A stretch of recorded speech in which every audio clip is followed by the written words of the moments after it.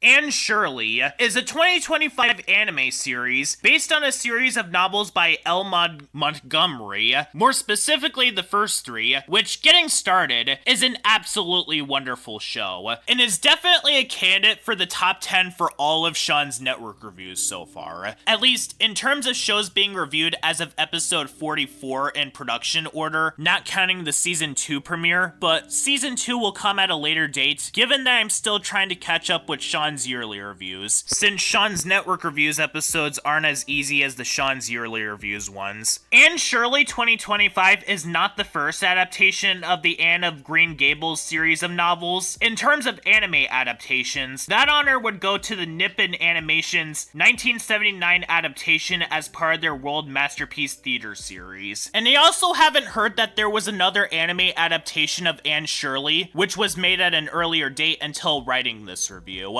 Given that this review was also part of the same poll that my colleague MatthewThePrep had held in my server, along with the previous review in production order, Oshinoko, as well as a potential bottom 10 candidate, Rent-A-Girlfriend, along with I Got a Cheat Skill in Another World. Yeah, that title is too long, so I'm not gonna bother reading the whole thing. But back on topic. What is the Anne Shirley 2025 adaptation about? Well, if you already read the original novels, you'd already know what it's about. This show revolves around a red-headed girl named Anne Shirley. She's an orphan girl who gets adopted by a brother and sister, Matthew and Marilla Cuthbert. Marilla was expecting that the child that they adopted was going to be a boy, but when Marilla was wanting to send her back, Anne Shirley is absolutely upset by this, to the point where Marilla and Matthew feel sorry for her, so they end up keeping her anyway. As the series would go on, Anne would become friends with the black-haired girl named Diana Barry, and there would be a potential love interest with the pink-haired boy named Gilbert Blythe. As the series takes on sort of a mix between a slice of life series and a series that also progresses as it goes on.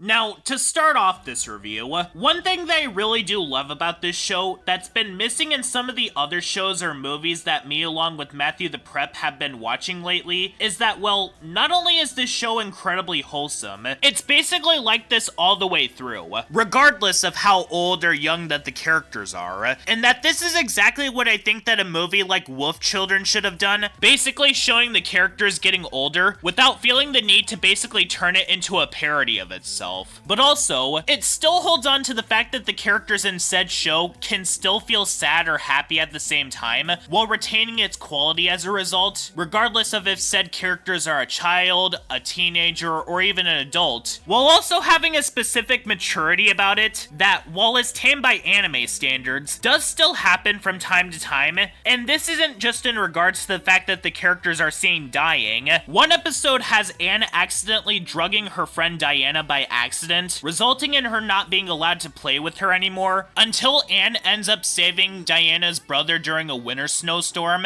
And the show even has themes of body image, as Anne absolutely hates how she looks, to the point where she tried dyeing her hair black by buying hair dye from a con artist, only for her hair to end up turning green instead. And Anne even has several moments in this show where she does act out against those who get onto her for her appearance, whether if it's her neighbor Rachel Lynde or Gilbert Blythe, whom she understandably holds a grudge with for a while because Gilbert made fun of her hair, though Anne was incredibly young and it was incredibly distressing for her to go through, especially given that she was personally hurt after someone else made fun of her hair. But like in real life, habits that we had for a while do fizzle out as we take on new responsibilities, as Anne does bury the hatchet that she had with him later on in the series, even though she does reject his proposal, but we'll get onto that when I get to Anne and how wonderful of a character she is. But as opposed to other products, like a Troll in Central Park, the show doesn't like to stuff people's faces with nothing but positivity and happiness all the time, as this show does have a surprising amount of characters who pass away, and the characters aren't flat like the ones in a series like Runes, because these characters go through a ton of conflicts, and not to mention either, the series also has themes of growing up and accepting new responsibilities, while also portraying believable depictions of not knowing what you're going to do when you grow up, and what better way to depict these themes than with a very interesting cast of characters. Getting this right out of the way right now, the title character Anne Shirley is an amazing character. her. On the surface of things, she does seem like she's going to be the typical bubbly character that is super talkative and optimistic, basically being this show's equivalent of SpongeBob. And while she definitely starts off like this in the first episode, basically being incredibly talkative as she and Matthew are heading towards the house that she's staying at, it's not too long until her actual nature ends up coming out. And Shirley herself can be incredibly quick to become incredibly aggressive whenever someone does something to her, and she's also prone to crying frequently, though not as much as Seiko was in Project A-ko, but it does come up pretty often. But this is completely fine, as it shows that she's not a Mary Sue and that she can make mistakes. And while other people could argue that Anne Shirley later on makes the mistakes that are reminiscent to the problems that shows like Adventure Time or Regular Show did, where she basically fumbles her relationships, but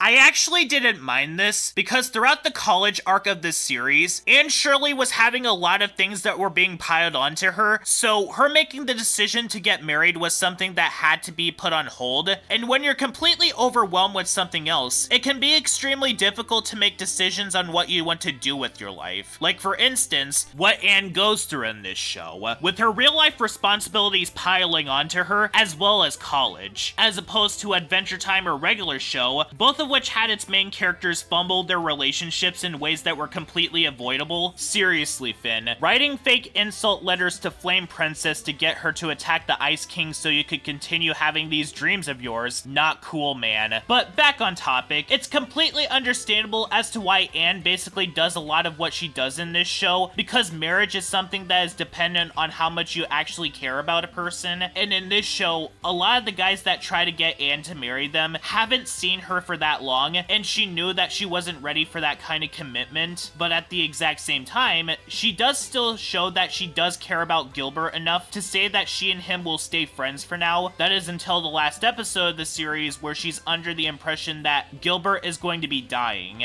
Speaking of Gilbert, he's also a very interesting character as well. Admittedly, he does start off the series in a pretty rough way, where he makes fun of Anne for being a redhead before she proceeds to attack him, but in a way, he's basically a subversion of the "if a kid bullies you, it means he likes you" trope. But this show manages to make it work by making Gilbert's worst moment happen at the start of the series, and make him nicer as the series goes on, as opposed to making the character continually bully the main character out of some sort of love. Diana is one of the sweetest characters ever. When she ends up getting married near the end of the series and Anne gets extremely shocked by this, she and Anne's friendship is still strong. And she also understands that Anne accidentally making her drunk was by complete accident, and that it was Diana's parents that were more mad than anything, even in spite of the fact that Diana was trying to tell them that Anne getting her drunk wasn't intentional. Marilla is actually a surprisingly good mother figure to Anne. It does happen at times where she does get extremely unfair with Anne, such as in the episode where she jumps to the conclusion that Anne stole her jewel or lost it, but that's mainly because of the fact that it meant so much to her, and she was clearly acting in the heat of the moment, not being able to articulate any sort of reason or rationality. When Matthew dies, for instance, and Anne ends up breaking down and crying, she was there to comfort Anne in her time of need. And regardless of how many times that Anne acts out in this series, she was absolutely nothing in comparison to Davy, to the point where I can imagine that Marilla was relieved to not have adopted a boy, because there was a chance that he might have been as much of a troublemaker as Davy proved to be. He legitimately dares his sister to balance herself on the fence inside the pig pen, which gets her covered in mud, and he also psychologically scars his sister by locking her in a shed, resulting in her crying her eyes out. And in spite of the fact that this show and the original novels are set in Canada, they actually understand that not all the country is surrounded by snow, and it also understands that not all Canadians say the word "Hey." Take notes, the Loud House. I mean, in this show, the characters do say the words tomorrow or sorry in a way to remind you that yes, this show does indeed take place in the Great North, but it doesn't do it in a way that is stereotypical. It's very subtle with it. And regarding the show's issues, I'm honestly having a hard time thinking of any problems I had with the show overall. I guess if I had to name at least a few issues with the series, that one girl named Josie, who dared Anne to walk across the top of a barn, doesn't really have a purpose to exist in the show. She just exists to force in the plot point of Anne breaking her leg, and she doesn't have any defining characteristics after this one appearance, outside of the fact that she likes to eat. So, generic character whose defining character trait is that they like to eat, number 150.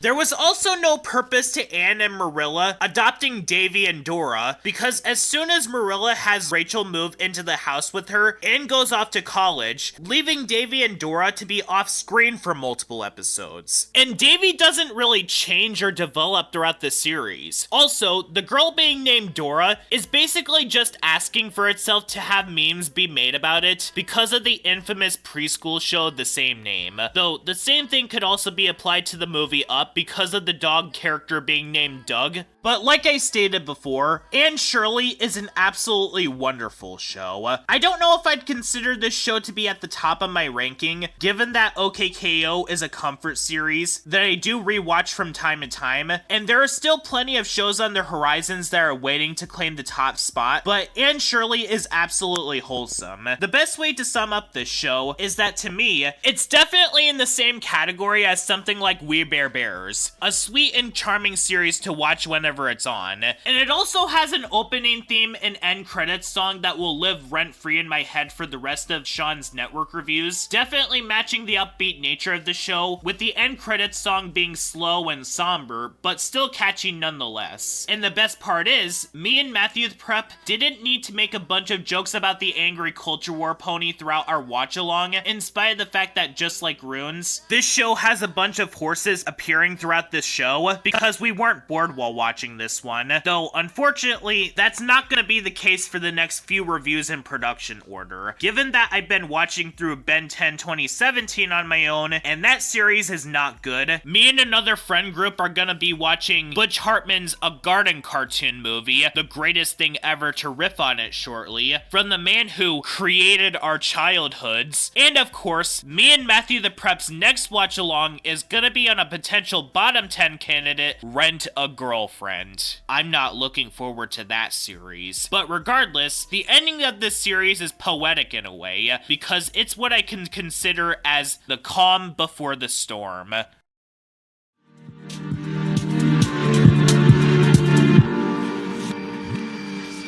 Everything